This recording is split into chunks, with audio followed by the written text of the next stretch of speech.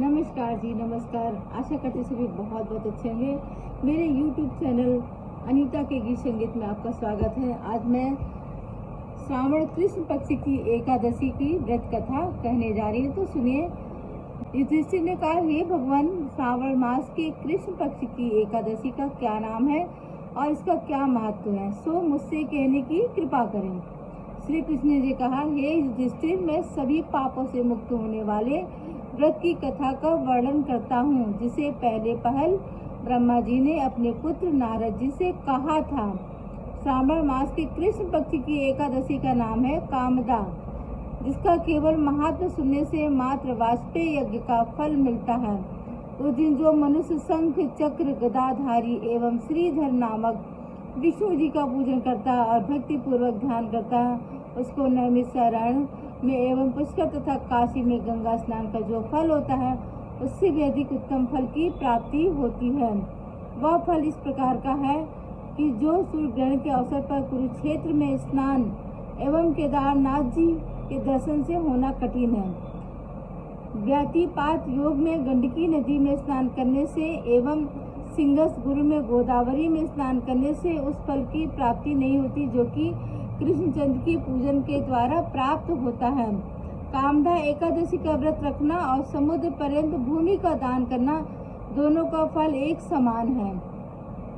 श्रावण मास में भगवान श्रीधर जी के पूजन करने से गंधर्व, देव, उरग, पत्रग इत्यादि भी पूजा योग होते हैं। अस्तु जो पाप पंख में लिप्त एवं आसार रूपी संसार में फंसे हुए हैं, इस प्रकार के मनुष्यों को स्वयं उद्धार के निमित्त कामदा एकादशी के अनेकों प्रयत्न पूर्वक व्रत करके भगवान का भक्ति पूर्वक पूजन करना चाहिए। इससे उत्तम पाप मुक्त होने का कोई अन्य व्रत नहीं है।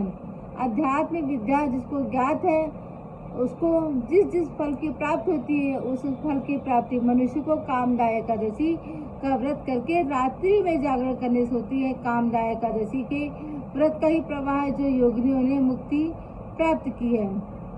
अस्तु सच्चरित मनुष्यों को इस व्रत को करना नितांति आवश्यक है।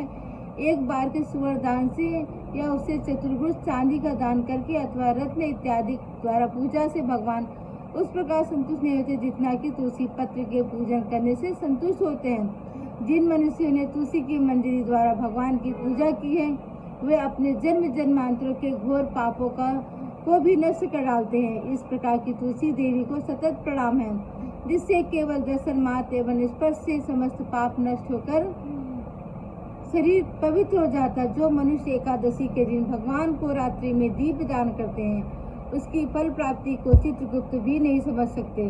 उस दिन जो मनुष्य रात्रि पर्यंत भगवान की प्रतिमा के सम्मुख दीप जलाया करता है, उसके पितर लोगों को अमृत प्राप्त होता है। घृत एवं तिल के तेल से दीपक जलाने वाले को कामदा के प्रभाव द्वारा स्वर्ग के लोक की प्राप्ति होती है। इसलिए इस प्रकार के पाप नाशनी कामदा एकादशी नामक का व्रत हमेशा मनुष्य को करना उचित है।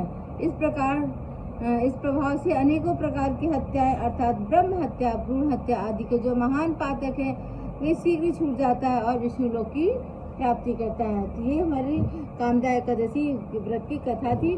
तो दोस्तों, इसकी कथा करने के बाद आप भगवान विष्णु की आरती जरूर से कर लीजिएगा। आरती कौन सी है मैं बताती हूँ। ओम जय जगदीश हरे, स्वामी जय जगदीश हरे, भक्त जनों के संकट क्षण में दूर करे। ओम जय जगदीश हरे।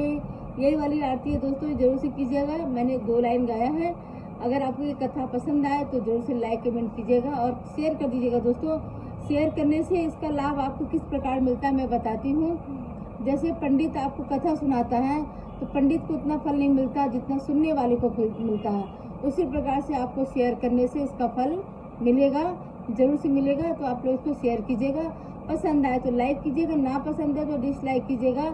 तो धन्यवाद दोस्तों, थैंक्स फॉर वॉचिंग। और कमेंट में अच्छा सा जय श्री कृष्ण जरूर से लिख दीजिएगा। धन्यवाद।